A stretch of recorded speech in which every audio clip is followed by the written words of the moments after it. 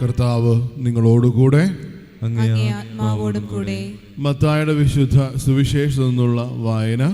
കർത്താവേ, അങ്ങേക്ക് മഹത്വം. അക്കാലത്ത് യേശു കഫർനാമിൽ പ്രവേശിച്ചപ്പോൾ ഒരു ശതാധിപൻ അവൻ്റെ അടുക്കൽ വന്ന് യാചിച്ചു, കർത്താവേ, എൻ്റെ ഭൃത്യൻ തളർവാദം പിടിപെട്ട് കഠിനവേദന അനുഭവിച്ച് വീട്ടിൽ കിടക്കുന്നു. യേശു അവനോട് പറഞ്ഞു, ഞാൻ വന്ന് അവനെ സുഖപ്പെടുത്താം.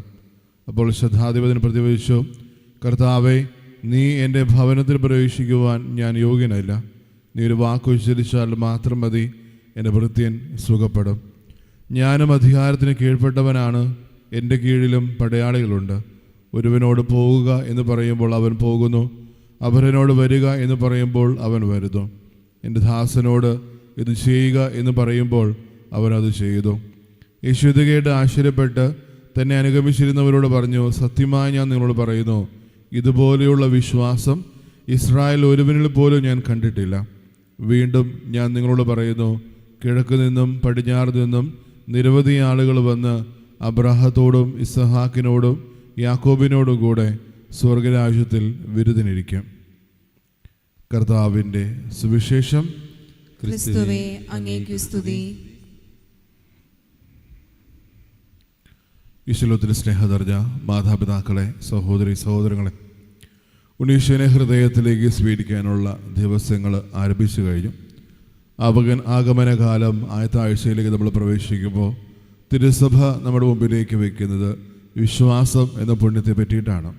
സ്നേഹമുള്ളവരെ, ഒരു വലിയൊരു ഭാഗം ഏറ്റവും കൂടുതൽ പരിചയം നമുക്ക് കാണും. കാരണം ഓരോ വിശുദ്ധ കുർബാനയിലും ആ ഒരു തിരുവോസ്തി ഉയർത്തിപ്പിടിച്ച് കഴിഞ്ഞു കഴിയുമ്പോൾ നമ്മുടെ അയോഗ്യതകൾ ഏറ്റുപറയുമ്പോൾ നമ്മുടെ പ്രത്യുത്തരം പലപ്പോഴും ഈ ഒരു ശതാധിപൻ്റെ മറുപടി നമ്മുടെ വിശുദ്ധ കുർബാന അല്ലെങ്കിൽ നമ്മുടെ പ്രത്യുത്തരത്തിൽ നമ്മൾ ചേർത്ത് വയ്ക്കാറുണ്ട്. കർത്താവേ, നീ ഒരു വാക്ക് മാത്രം ഉച്ചരിച്ചാൽ മതി, എൻ്റെ ആത്മാവ് സുഖം പ്രാപിക്കും. സ്നേഹമുള്ളവരെ, ചരിത്ര പശ്ചാത്തലം പലപ്പോഴും പരിശോധിക്കുമ്പോൾ ശതാധിപൻ 100 പേർക്ക് അധികാരമുള്ള ഒരു മനുഷ്യനാണ് തമ്പുരാൻ്റെ അടുത്തേക്ക് കടന്നു വരിക. ഓർക്കുക, ആ ഒരു കാലഘട്ടത്തിൽ ഒരു ഭൃത്യനും അല്ലെങ്കിൽ ഒരു അടിമയ്ക്കും ഒരു അധികാരവുമോ അല്ലെങ്കിൽ ഒരു അവകാശവും ഇല്ലാതിരുന്ന കാലത്താണ് ഈ ഒരു മനുഷ്യൻ തൻ്റെ കീഴിലുള്ള ആ ഒരു മനുഷ്യന് വേണ്ടി യാചിക്കുകയും അല്ലെങ്കിൽ ആ ഒരു മനുഷ്യന് വേണ്ടി പ്രാർത്ഥിക്കുകയും ചെയ്തത്. സ്നേഹമുള്ളവരെ, വിശ്വാസത്തിൽ എപ്പോഴും നമുക്ക് കൂടെ വേണ്ട ഒരു പുണ്യമാണ് നമ്മുടെ ജീവിതത്തിൽ സഹകാരികളോട് അല്ലെങ്കിൽ നമ്മുടെ കൂടെയുള്ള ഓരോരുത്തർക്കും വേണ്ടിയിട്ടുള്ള ആ ഒരു സ്നേഹവും ഒരു അനുഭാവത്വവും ഇപ്പോഴും തിരിച്ചറിയുക. വിശ്വാസത്തിൽ ആഴപ്പെടുമ്പോഴും നമ്മുടെ കൂടെയുള്ള ഓരോരുത്തരെയും ചേർത്ത് പിടിക്കാനും അവരോട് കരുണ കാണിക്കാനും നമ്മുടെ ജീവിതത്തിൽ നമ്മൾ ആഗ്രഹിക്കുന്നില്ലെങ്കിൽ, അതിന് സന്നദ്ധരാകുന്നില്ലെങ്കിൽ നമ്മുടെ വിശ്വാസം പൂർത്തീകരിക്കപ്പെടുന്നില്ല. കാരണം ഈ ഒരു ഭാഗം പരിശോധിക്കുമ്പോൾ തമ്പുരാൻ പോലും ഈ ഒരു മനുഷ്യൻ്റെ വിശ്വാസത്തെ പ്രകീർത്തിക്കുന്നുണ്ട്. നമ്മുടെ ജീവിതത്തിലും നമ്മുടെ വിശ്വാസങ്ങളും പ്രകീർത്തിക്കപ്പെടുവാനും നമ്മുടെ വിശ്വാസങ്ങളും മറ്റുള്ളവരെ തിരിച്ചറിയാനും കടപ്പെട്ടവരാണ് എന്നുള്ള കാര്യം നമ്മളെപ്പോഴും തിരിച്ചറിയേണ്ട ഒരു കാര്യമുണ്ട്. കാരണം ഈ ഒരു ഭാഗം പരിശോധിക്കുമ്പോൾ അത്രമേൽ തൻ്റെ അയോഗ്യത ഏറ്റുപറഞ്ഞ് അത്രത്തോളം അധികാരവും അല്ലെങ്കിൽ അത്രത്തോളം ഒരു മനുഷ്യൻ്റെ മേൽ അവകാശമുള്ള മനുഷ്യനാണ് തമ്പുരാൻ്റെ മുമ്പിൽ അങ്ങൊരു വാക്ക് മാത്രം ഉച്ചരിച്ചാൽ മതി, എൻ്റെ ആത്മാവ് സുഖം പ്രാപിക്കും. ആ ഒരു മനുഷ്യൻ തൻ്റെ വിശ്വാസം ഏറ്റുപറയുമ്പോഴും ആ ഒരു വിശ്വാസത്തിൽ പൂർണ്ണമായ ദൃഢത നൊളിഞ്ഞതുകൊണ്ടും ഈ ഒരു മനുഷ്യൻ ഈ ഒരു കാര്യം ഏറ്റുപറയുമ്പോൾ സ്നേഹമുള്ളവരെ, നമ്മൾ തിരിച്ചറിയേണ്ടത് നമ്മൾ എത്രത്തോളം നമ്മുടെ വിശ്വാസത്തിൽ ആഴപ്പെട്ടു എന്നതാണ്. നമ്മുടെ അയോഗ്യതകൾ ഏറ്റുപറഞ്ഞ് അല്ലെങ്കിൽ ഹൃദയമാകുന്ന ഭവനത്തിലേക്ക് അങ്ങ് എഴുന്നള്ളി വരാൻ പോലുള്ള യോഗ്യത എനിക്കില്ല എന്നുള്ള അയോഗ്യതയിൽ നമ്മൾ എത്രത്തോളം നിലനിന്നുകൊണ്ട് ആ ഒരു അയോഗ്യതകൾ തിരിച്ചറിഞ്ഞ് എന്നെ എൻ്റെ ജീവിതത്തിൽ എൻ്റെ അയോഗ്യതകൾ പറഞ്ഞ് ചേർത്ത് പിടിച്ചവനാണ് തമ്പുരാൻ എന്നുള്ള കാര്യം എത്രത്തോളം നമുക്ക് ചേർത്ത് പിടിക്കാൻ പറ്റും.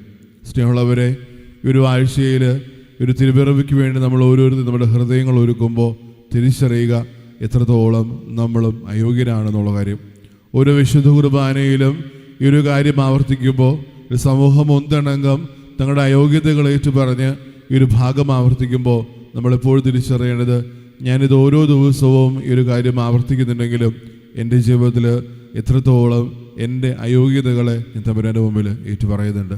സ്നേഹമുള്ളവരെ, തിരിച്ചറിയുക, അവിടുത്തെ രക്തത്താലും തിരുശരീരത്താലും നമ്മൾ ഓരോരുത്തരെയും ഈ ഒരു ജീവിതത്തിൽ യോഗ്യരാക്കിയെങ്കിൽ അല്ലെങ്കിൽ ഈ ഒരു ജീവിതത്തിന് നമ്മൾ ഓരോരുത്തരെയും ഭാഗമാക്കിയെങ്കിൽ എപ്പോഴും തിരിച്ചറിയേണ്ടത് നമ്മൾ ഓരോരുത്തരെയും അവിടുന്ന് നമ്മുടെ പാപകടങ്ങളെല്ലാം ക്ഷമിച്ച് നമ്മൾ ഓരോരുത്തരെയും അവിടുത്തെ സ്നേഹത്തിന് യോഗ്യരാക്കുന്നുണ്ട്. ഓരോ വിശുദ്ധ കുർബാനയിൽ ഇത് പൂർത്തീകരിക്കുമ്പോൾ ഒരു വിശ്വാസം തന്നെ നമ്മുടെ ജീവിതത്തിലേക്ക് ഒരു മാതൃകയാക്കി മാറ്റുമ്പോഴും ഇപ്പോഴും ഓർക്കുക, എൻ്റെ വിശ്വാസം എത്രത്തോളം ആഴത്തിലുള്ളതാണെന്നുള്ള കാര്യം. തമ്പുരാൻ നമ്മൾ ഓരോരുത്തരെയും സമൃദ്ധമായിട്ട് അനുഗ്രഹിക്കട്ടെ.